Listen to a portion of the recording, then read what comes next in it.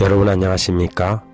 말씀으로 하루를 여는 전수답의 새벽 묵상. 오늘은 공동체의 영성이라는 제목으로 묵상합니다. 사사기 15장입니다. 각 시대마다 지역마다 그 공동체의 영성 혹은 공동체의 수준이라는 것이 있습니다. 공동체가 어떤 잘못된 생각이나 판단을 하고 있음에도 불구하고 누구 하나 그 잘못을 지적하거나 바르게 잡아줄 사람이 없는 경우 그것은 그 공동체의 비극이지요.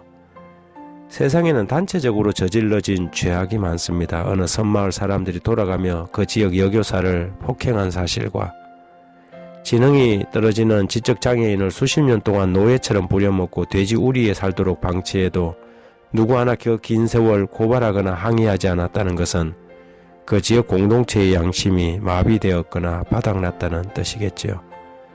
많은 경우 세상은 사단이 걸어놓은 공동체 체면 상태에서 빠져나오지 못하고 죄를 지어도 죄가 되지 않고 선과 악의 개념이 뒤바뀐 세상이 되고 말았습니다. 탄압과 폭력이 난무하고 개인의 인권은 바닥에 떨어져도 자신들의 이익을 위해서는 침묵하는 그런 공동체, 나에게 피해가 되지 않는다면 눈 감아버리는 그런 집단은 영적 체면 상태의 공동체라고 할 수 있습니다. 삼손은 아내에 대한 미운 마음이 사라지자 아내와 화해하기 위해 염소 한 마리를 가지고 다시 처가를 찾았습니다. 하지만 이미 아내는 장인이 그의 친구에게 아내로 준 뒤였지요. 사사기 15장 1절 2절에 보면 이렇습니다. 얼마 후 밀 거둘 때에 삼손이 염소 새끼를 가지고 그 아내에게로 찾아가서 이르되 내가 방에 들어가 내 아내를 보고자 하노라 하니 장인이 들어오지 못하게 하고 이르되 내가 그를 심히 미워하는 줄 알고 그를 내 친구에게 주었노라.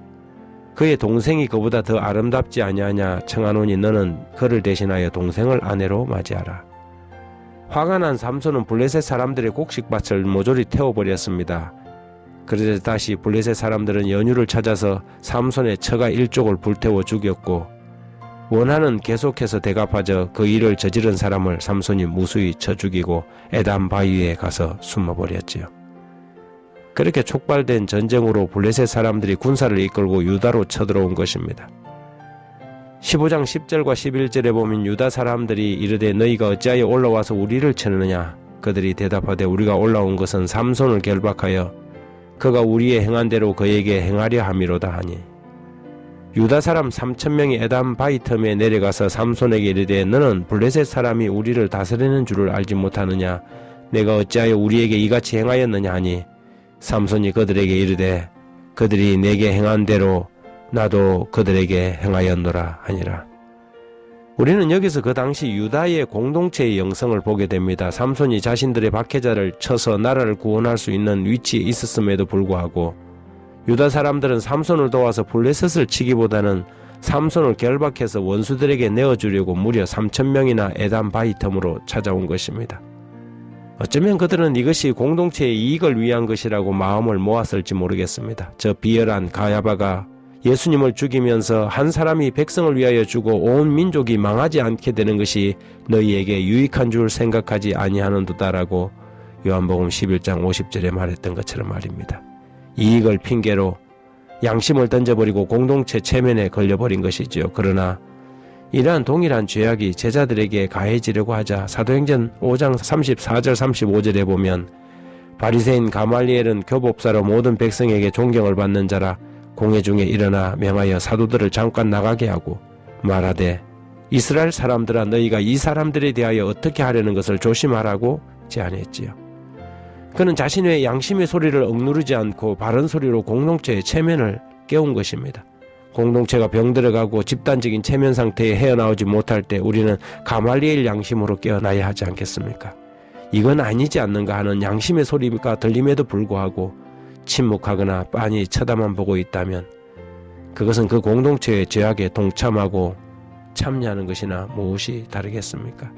우리가 이렇게 하는 것이 하나님 앞에 합당한가라고 한 번이라도 물어본다면 역사 속에서 공동체가 저지른 수많은 탄압과 악행은 제지되지 않았겠습니까? 우리 주님이 바로 이런 공동체 이익 논리로 재판에 넘겨진 것을 우리는 기억해야 할 것입니다. 하나님 아버지 모두가 맞다고 손을 들 때 나 하나쯤은 아니라고 말할 수 있는 용기와 공동체가 가져야 할 길을 빗나가서 탈선의 길로 갈 때 사람들의 비난을 감수하고서라도 바른 길을 제시할 수 있는 믿음의 용기 우리에게 있게 하소서. 우리 공동체는 어떤 부분에서 영적 체면 상태에 있는지 그렇지 않은지 살펴보게 하시고 말씀의 원칙과 진리 위에 굳게 설 수 있도록 우리를 도와주옵소서. 하나를 양보하고 방치하다가 결국 전혀 다른 길에 들어서지 않도록 살피고 또 살펴서 하나님의 교회를 정로에서 지켜내는 우리들이 되게 해 주시기를 예수님 이름으로 기도합니다.